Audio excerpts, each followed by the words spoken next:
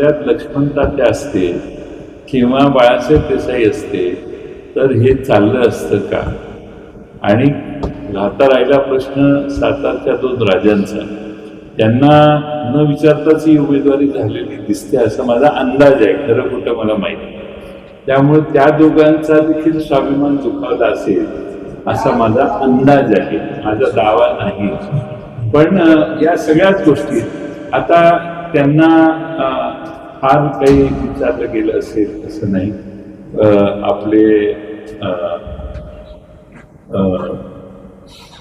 शिवेंद्र बाबा त्यांचा उमेदवारासाठी काही आग्रह होता, त्या आग्रहाचा काही नोंदही घेतली गेली नाही.